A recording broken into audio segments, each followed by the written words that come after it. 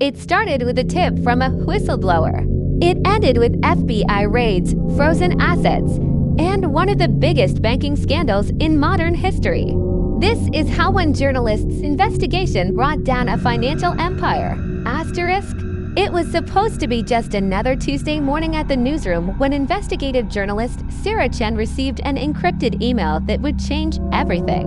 The message was short, cryptic, and came from someone calling themselves Deep Vault. The subject line read, "Your bank story is bigger than you think." For months, Chen had been working on a routine piece about small business loan practices at Meridian Trust Bank, one of the country's most respected financial institutions.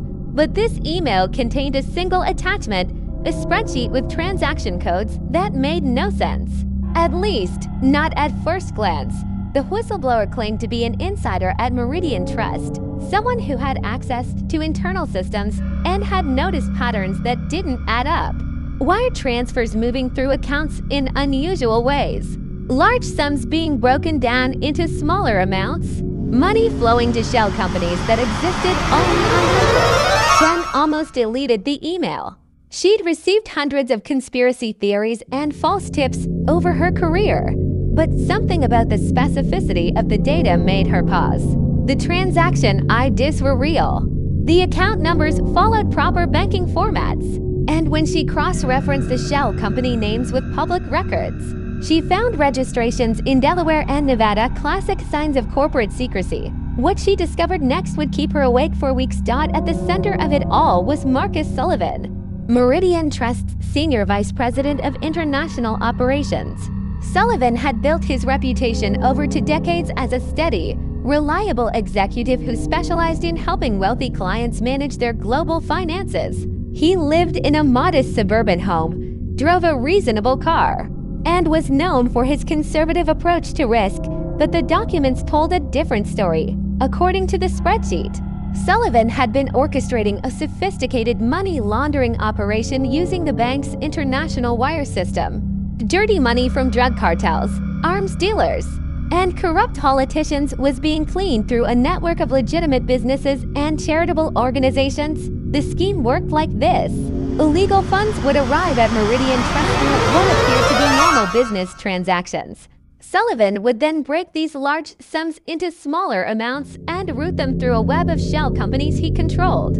The money would bounce between accounts in the Cayman Islands, Switzerland, and Luxembourg before returning to the United States as seemingly clean investment capital. Chen spent 3 months verifying every detail.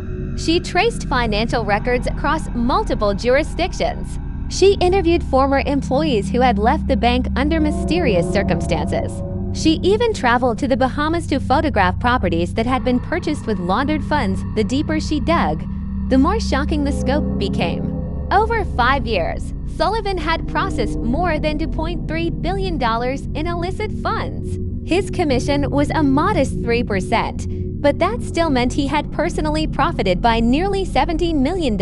Meanwhile, Sullivan had no idea his empire was crumbling. He continued his daily routine, arriving at the office each morning with his coffee and newspaper. He attended board meetings, approved loan applications, and maintained his reputation as one of the bank's most trusted executives. But paranoia was beginning to set in. Sullivan had noticed increased scrutiny from federal banking regulators during recent audits. Questions were being asked about transaction patterns and international wire procedures. He started varying his routes to work and checking for surveillance vehicles.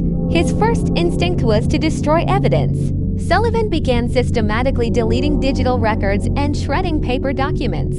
He closed several shell company accounts and transferred funds to new locations.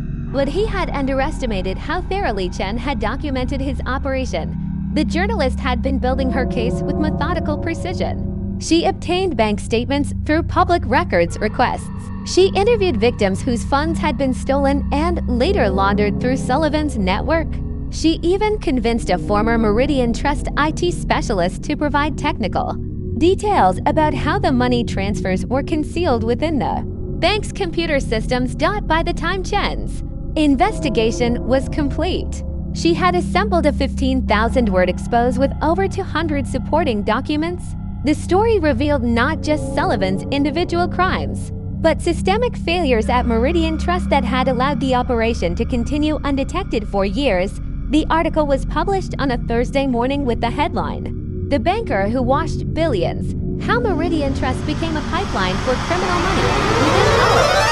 It was being shared across social media and picked up by news outlets worldwide. Sullivan learned about the story the same way millions of other people did, by reading it online. He was sitting in his office, reviewing loan applications, when his assistant rushed in with a panicked expression.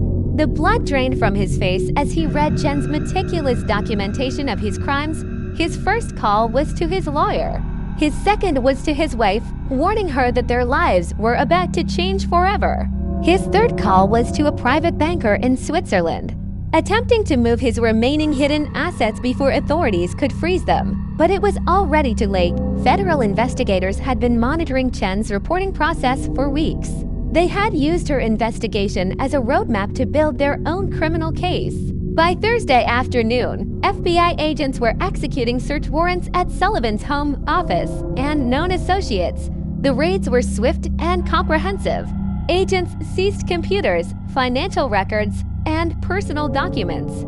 They froze bank accounts in 7 countries and secured restraining orders against 23 shell companies. Sullivan's suburban home was surrounded by federal vehicles as neighbors watched in shock. Sullivan himself was arrested while attempting to board a flight to Switzerland. Airport security cameras captured the moment federal agents approached him at the gate. He looked confused, then resigned. As handcuffs were placed on his wrists, the charges were extensive: money laundering, wire fraud, conspiracy, and violations of the Bank Secrecy Act. Federal prosecutors estimated that Sullivan's operation had facilitated crimes including drug trafficking, human trafficking, and political corruption in at least 12 countries. But the damage extended far beyond Sullivan's personal crimes. Meridian Trust's stock price collapsed by 40% in the week following Chen's article. Federal regulators launched a comprehensive audit of the bank's compliance systems. 3 other executives were placed on administrative leave pending investigation. Customer confidence evaporated overnight. Within a month, Meridian Trust had lost more than $2 billion in deposits as clients withdrew their money. The bank was forced to sell assets and lay off thousands of employees to remain solvent. Sullivan's family faced their own nightmare.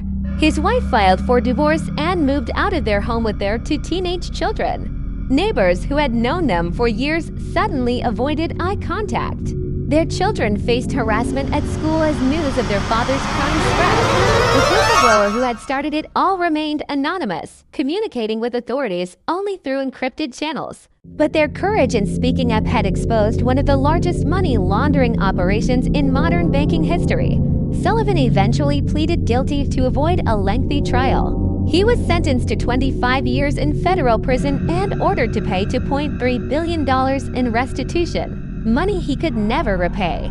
His luxurious life was reduced to 8x10 prison cell and institutional food. Chen's investigation won multiple journalism awards and led to congressional hearings on banking oversight. Her work prompted new regulations requiring banks to implement stronger monitoring systems for international wire transfers. But perhaps the most lasting impact was the message it sent to other potential financial criminals. In an age of sophisticated digital tracking and determined investigative journalism, even the most carefully constructed schemes can be exposed. This story serves as a reminder that no matter how powerful or well-connected someone might be, the truth has a way of surfacing. It just takes one person willing to speak up and one journalist determined to follow the evidence wherever it leads. Sullivan's empire took 5 years to build and just 5 days to completely destroy. In the end, his greed didn't just cost him his freedom, it destroyed a respected financial institution and devastated countless innocent people who trusted him with their life savings. As Chen wrote in her final article about the case, the real victims weren't the criminals who lost their dirty money. They were the ordinary people who believed the system was designed to protect them.